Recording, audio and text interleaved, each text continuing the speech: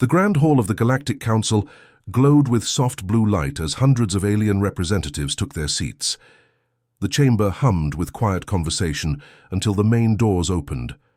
All eyes turned to watch an elderly alien with silver scales slowly walk toward the central platform. The Quan ambassador, Taiho, announced the council's speaker system. Many council members shifted in their seats. The Quan rarely attended these meetings, preferring to stay in their distant region of space. Their appearance today sparked curiosity throughout the chamber. Taiho stood at the speaking podium, his four eyes blinking slowly as he surveyed the gathered delegates. His silver scales shimmered under the lights as he took a deep breath. Honored representatives of the galaxy, Taiho began, his voice stronger than his aged appearance suggested. I come before you with an urgent warning.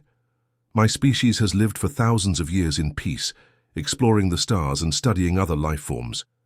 We have seen empires rise and fall. We have witnessed wars that spanned entire star systems.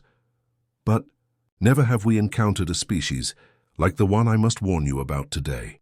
The council overseer, Myung, leaned forward, her purple skin wrinkled with concern. Ambassador Taiho, please explain the nature of this threat. They call themselves humans, Taiho said, pausing to let the name sink in. They live on a small, blue planet in what they call the solar system. It is located in the spiral arm of their galaxy, an area we rarely visit. Councillor Duri from the Trade Federation laughed softly. A single planet species, how could they possibly concern the council? Taiho turned his gaze to Duri. 300 cycles ago, my people discovered Earth. At that time, humans had just begun to explore their own moon. We thought, as you do now, that they were primitive and unimportant. The chamber grew quieter as Taiho continued. We decided to study them closely. We took some specimens, as we have done with countless species. But these humans, Taiho's voice faltered. They responded differently. When we returned a year later, to continue our research, they were waiting for us. Waiting? Asked Overseer Myung. How could they know you would return? They didn't, replied Taiho. They had prepared for any alien return. Somehow, in just one of their years, they had developed weapons specifically designed to defeat our shields. They had united their entire planet against a common threat. Us. Taiho pressed a button, and a hologram appeared above the chamber. It showed images of Quan ships being destroyed by much smaller Earth vessels. We lost an entire fleet, Taiho said quietly.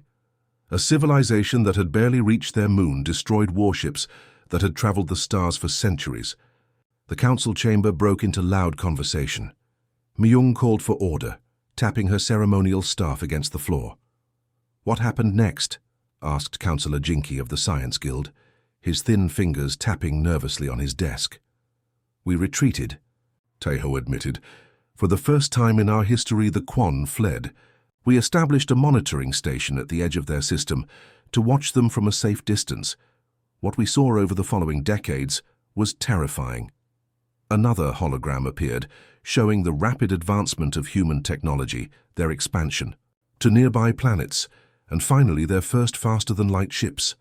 They are out there now, Taiho said, and our latest intelligence suggests they have discovered your regular council communication signals. They know there is a larger galactic community, and they are preparing to meet it. Councillor Hyunki of the military command stood up. So what do you suggest, Ambassador? Should we destroy them before they become a real threat? Taiho shook his head firmly. That is exactly what you must not do. Any show of force against humans will unite them completely. They become most dangerous when threatened. Then what is your recommendation? Asked Myung. Leave them alone, Taiho said simply. Or if you must make contact, approach them with genuine peace. Never, ever challenge humanity or try to control them. They do not respond to intimidation, as other species do. The chamber filled with laughter. Councillor Duri stood up. Ambassador, with all respect to the Quan, we have incorporated hundreds of species into the council.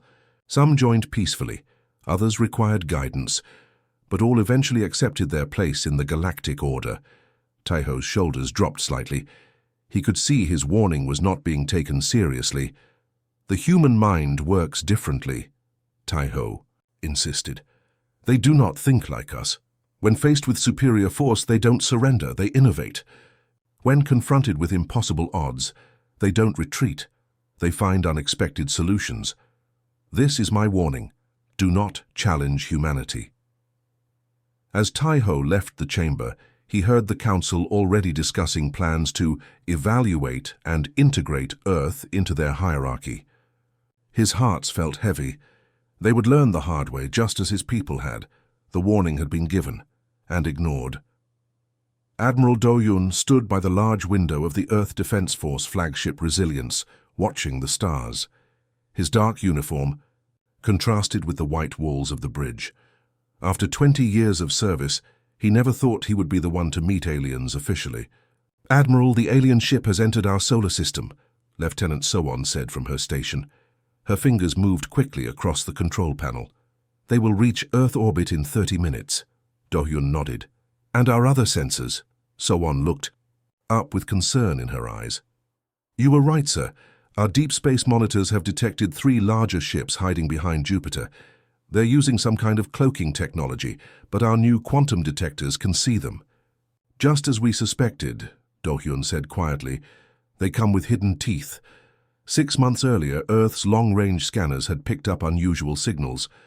After years of searching the stars for signs of intelligent life, humanity had finally received proof they were not alone. The message was simple. Greetings from the Galactic Council. We come in peace. Earth's nations had united quickly, forming a joint response team. Old enemies set aside their differences in the face of this historic moment. Admiral Do-Hyun had been chosen to lead the first contact delegation because of his calm nature and sharp mind. "Communication coming in from the alien vessel," announced Communications Officer Junho. The main screen lit up, showing a blue-skinned humanoid with large eyes. "Greetings, people of Earth. I am Envoy Jinwoo of the Galactic Council. We come with friendship and knowledge to share." Do-Hyun stepped forward. "Welcome to Earth, Envoy Jinwoo. I am Admiral Do-Hyun, representing the United Earth Government. We are honored by your visit and look forward to peaceful exchange."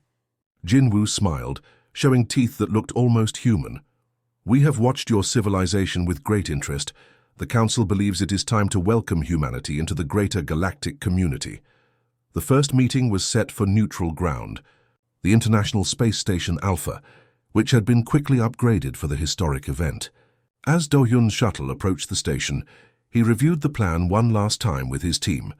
"Remember," he told Chief Science Officer Yoon-ha and Diplomat Min-jun, "be polite, but reveal nothing important about our defenses or technology. We need to learn what their true intentions are." The meeting room on the station was simple but elegant. Earth art and cultural symbols decorated the walls. The alien delegation arrived exactly on time.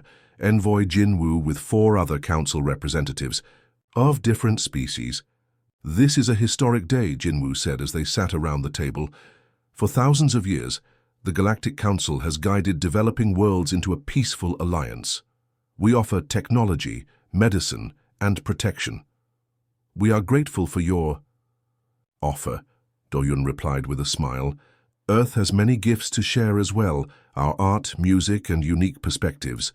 For 3 hours, the discussion seemed friendly. The aliens described their council of over 500 species, their faster-than-light travel technology, and their system of galactic governance. They asked many questions about Earth's resources, population, and military capabilities. During a short break, Chief Science Officer Yoon-ha approached Do-Hyun quietly. She handed him a small tablet. "Admiral, you need to see this," she whispered. The tablet showed a security scan of the station. Tiny devices had been placed throughout the meeting room, advanced listening and scanning technology. But more concerning were the images from Earth's defense network. 17 small probes were spreading through the solar system, scanning Earth's defenses and resources. When the meeting resumed, Do-Hyun's friendly expression remained unchanged, but his approach shifted. "Envoy Jinwoo," he said casually, "while we appreciate your visit, we're curious about the activities of your other ships in our system." Jinwoo's smile froze. "I'm not sure what you mean, Admiral." "The 3 warships hiding behind Jupiter," Do-Hyun said calmly.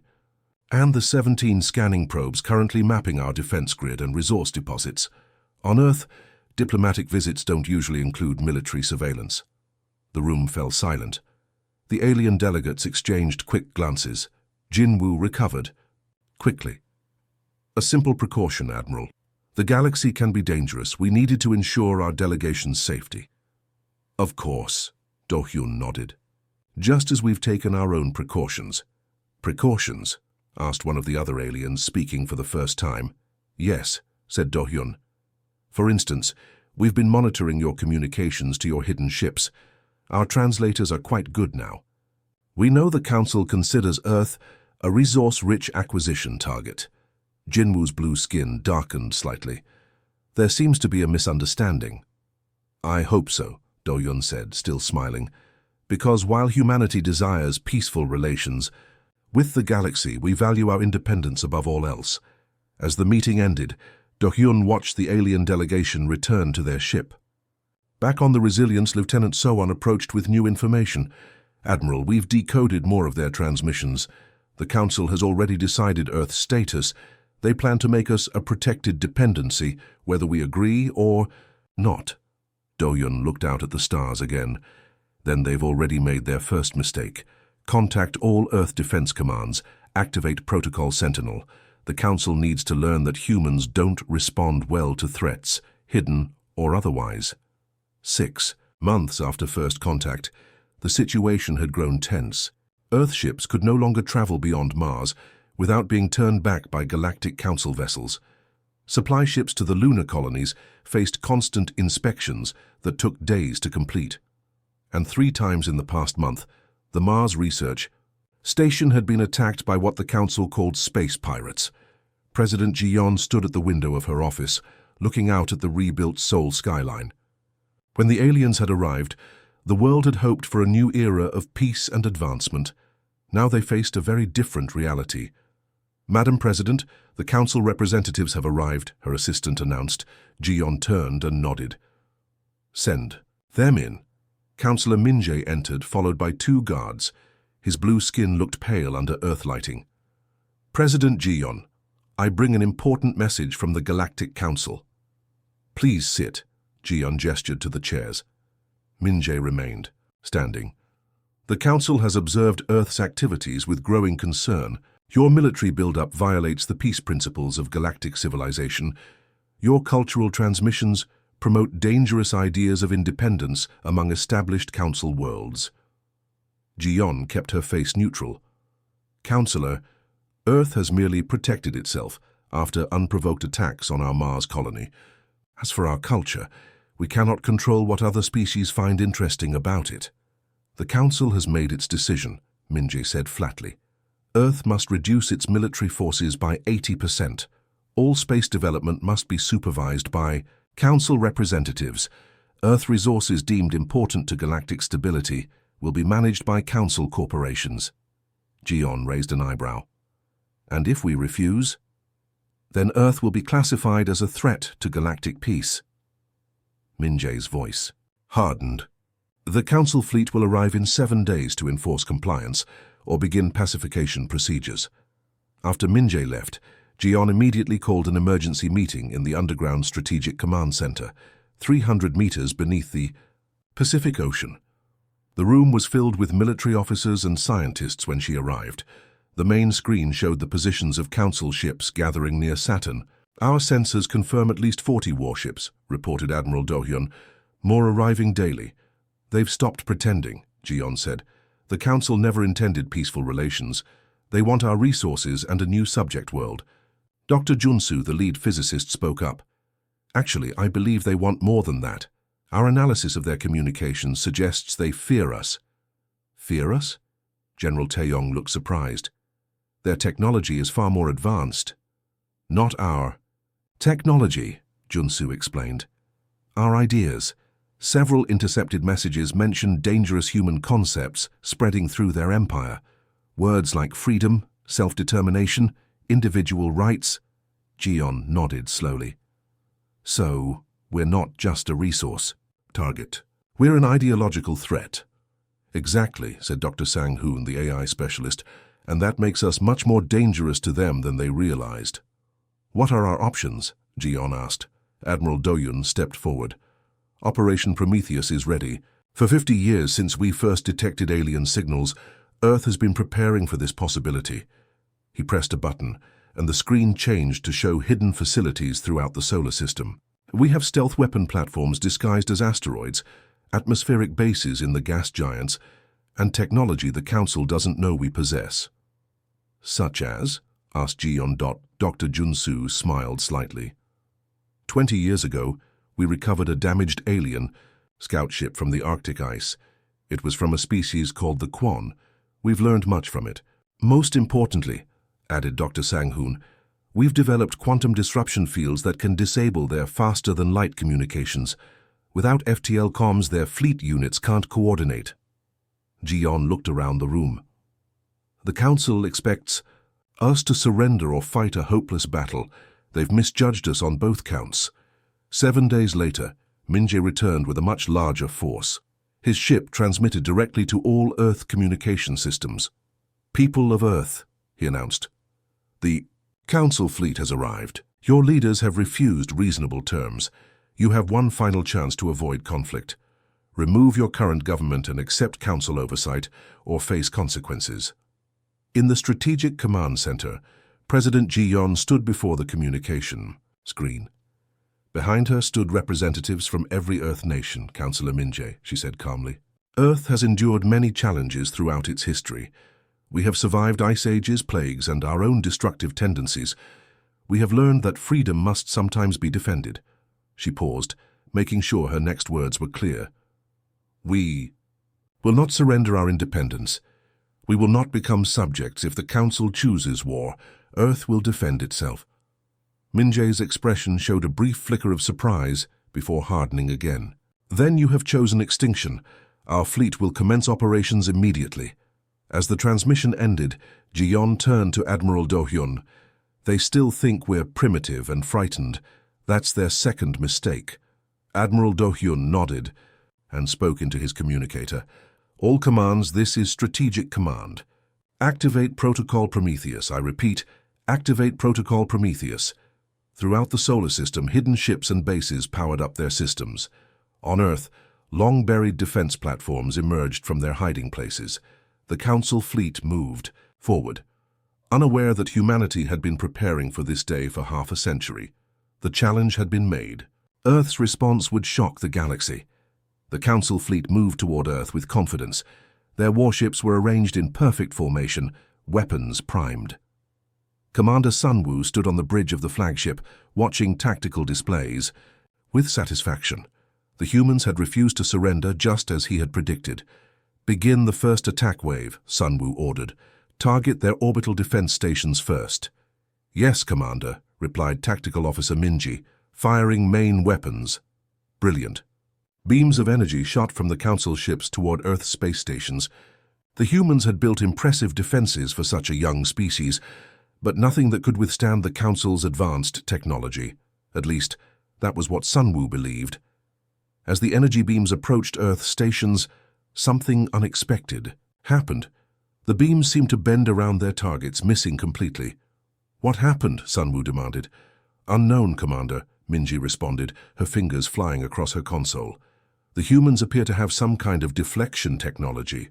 Impossible, Sunwoo snapped. Their technology is centuries behind ours. At that moment, alarms began to sound throughout the ship. The communications officer turned with a worried expression. Commander, we've lost contact with the Council. Our faster-than-light communications are not working. In Earth's Strategic Command Center, President Jion watched the battle unfold on the main screen. Beside her, Dr. Junsu monitored the quantum disruption field they had activated. It's working, he reported. Their ships can only communicate at light speed now. With the distances between their fleet units, their coordination will collapse. Admiral Do-hyun nodded with satisfaction. Phase 2, he ordered. Throughout the asteroid belt between Mars and Jupiter, hidden Earth ships powered up their engines. These small fast vessels had been disguised as ordinary space rocks, waiting for this moment. Led by Colonel Yuna, they darted from their hiding places and attacked the rear of the Council fleet.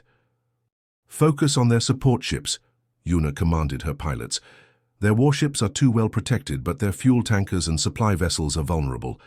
The Earth ships struck quickly, using the asteroids as cover, then disappearing before the Council vessels could respond. One by one, Council support ships exploded or drifted helplessly in space. On the Council flagship, Commander Sunwoo was growing frustrated. "How are they doing this? They're using our own tactics against us." "Sir," reported a junior officer, "we're detecting unusual energy readings from Jupiter." Before Sunwoo could respond, massive energy bursts erupted from Jupiter's great red spot. The hidden Earth base inside the gas giant had activated its main weapon. 3 Council warships were caught in the blast and severely damaged. "Pull back the fleet," Sunwoo ordered. "Regroup at Saturn's rings." But as the Council ships retreated, they faced a new problem. Small robots attached themselves to their hulls, cutting through the metal with powerful lasers. These maintenance bots, reprogrammed by Dr. Sang-hoon's team, were systematically disabling the Council ship's engines and weapons. In the Strategic Command Center, Admiral Do-hyun received an unexpected message. "Admiral, we're picking up transmissions from within Council space," reported Communications Officer Junho. "Multiple worlds are reporting uprisings against Council authority." President Ji-yeon looked surprised. "How is that possible?"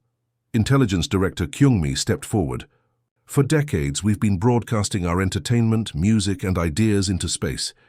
We didn't know it, but many subjugated species have been secretly watching Earth culture. They've learned our languages, studied our history of revolution and independence. On the screen, they watched as footage from a dozen worlds showed aliens tearing down Council symbols and raising flags with Earth-inspired designs. We've been in secret contact with several resistance groups," Kyung-mi continued. "When we realized conflict with the Council was inevitable, we provided them with communication codes and suggested coordinating their efforts with our defense." Commander Sunwoo stared in disbelief at his tactical display. Half his fleet was disabled or damaged.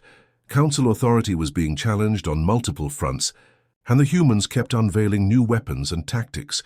How could they be so prepared? He asked no one in particular. The answer came in a transmission from Earth. Admiral Do-hyun's face appeared on the screen. "Commander Sunwoo, your attack has failed. Your supply lines are cut, your communications network is down, and now you face rebellion across Council space." Sunwoo's face darkened with anger. "This isn't over, human. The Council controls thousands of worlds. This is merely one battle." "You're right," Do-hyun agreed, "but it's a battle you've lost because you made a fundamental error. You judged us by our technology level alone. You never considered that we might have been preparing for this day since we first detected alien signals 50 years ago." "What do you want?" Sunwoo asked. "Withdraw your forces from our system," Do-hyun said. "Then we can discuss peace terms that respect Earth's independence and the freedom of all species." As Sunwoo gave the order to retreat, he wondered how the mighty Council could have misjudged these humans so badly. They had expected an easy victory and found themselves fighting for survival. In just 3 days of battle, humanity had changed the galaxy forever. The Great Hall of the Galactic Council was no longer the calm, orderly place it had been just months. "Ergo!" Council members shouted over each other as emergency reports flooded in from across the galaxy. The massive screen at the front of the room showed images of Council ships retreating from Earth, rebellions on 12 worlds, and trading posts in chaos. Overseer Mi-young banged her staff on the floor repeatedly. "Order! We must have order!" Slowly, the noise died down. The Council members took their seats, many looking shaken and tired. "The situation is clear," Mi-young said. "Our military action against Earth has failed. Worse, it has sparked rebellion throughout our territories." Councillor Hyunki stood up, his face dark with anger. "This is just one setback. We control thousands of worlds. We should gather our full forces and crush these humans completely." From the back of the room, a voice spoke. "That would be your final mistake." All heads turned to see Ambassador Taiho walking slowly toward the center of the hall. The old Quan hadn't been seen since he delivered his warning about humans months ago. "You ignored my warning," Taiho said quietly. "Now you see what I meant. Humans don't think like other species. When faced with a stronger enemy, they become more dangerous, not less. What would you have us do? Asked Mi-young. Surrender to a single world? Make peace, Taeho replied simply, before it's too late. The main screen changed to show an incoming transmission. Admiral Do-hyun's face appeared, looking tired but determined after weeks of fighting. Galactic Council, he began. The Earth Alliance offers terms for ending this conflict. Earth Alliance? Whispered Councillor Jinky. What alliance? As if answering the question, the camera view widened to show representatives of several alien species standing beside Do-hyun. They wore symbols of their worlds, but each also had a small Earth emblem on their clothing. Our terms are simple, Do-hyun continued. First, the Council will recognize the independence of Earth and any world that chooses self-governance. Second, all species will have equal representation in galactic affairs. Third, resource exploitation of inhabited worlds without consent ends immediately. The council chamber erupted in protest. Mi-young raised her hand for silence. And if we refuse, she asked. One of the aliens beside Do-hyun stepped forward. It was Hae-jin of the Nari people, a species that had been under council rule for centuries. Then, the rebellion spreads, Hae-jin said firmly. Already 12 worlds stand with Earth. 100 more are ready to join us. We have watched human history, learned from their struggles for freedom. We will not stop until all worlds are free. After the transmission ended, the council argued for days. Finally, with reports of more rebellions starting each day, they agreed to the terms. 1 month later, Ambassador Taeho sat in Earth's new Galactic Relations Center across from President Ji-yeon and Admiral Do-hyun. Through the large windows, they could see ships from many worlds coming and going freely. The Council has accepted your terms, Taeho said, though many members still believe this is only a temporary setback. They're wrong, Ji-yeon replied. The old way of running the galaxy is over. Taeho nodded slowly. There is something you should know. My warning to the Council wasn't just to protect them. Oh? Do-hyun raised an eyebrow. It was to protect the galaxy from what humanity might become if forced into conflict, Taeho explained. Your species has a unique capacity for both creation and destruction. I feared what would happen if those abilities were fully unleashed. We have no desire for conquest, Ji-yeon assured him. Perhaps not, Taeho acknowledged, but look at what has happened in just 3 months. You've created the Earth Alliance with 12 freed worlds. You've developed military technology that rivals the Council's. You've inspired rebellions across the galaxy. In avoiding one empire, I fear we may have created another. Admiral Do-hyun shook his head. There's a difference, Ambassador. We offer worlds a choice. The Council never did. And what of the worlds that choose to remain with the Council? Taeho asked. Will you force them to be free? No, Ji-yeon said firmly. Freedom must include the freedom to choose your own path, even if others disagree with it. That's a lesson from our own history. Taeho seemed relieved. Then perhaps there is hope yet. As Taeho prepared to leave Earth, he walked through a busy spaceport. Around him, humans worked alongside aliens from across the galaxy. Music from a dozen worlds played from shops and restaurants. Children from different species played together in a small park. This was not what he had feared. The humans had indeed changed the galaxy forever, but perhaps in ways no one had expected. In just a few months, they had done what the Council had claimed was impossible, created a true alliance of equals among the stars. As his ship lifted off, Taeho thought about the warning he had given the Council. Don't challenge humanity, he had said. They hadn't listened. And now the stars themselves would never be the same.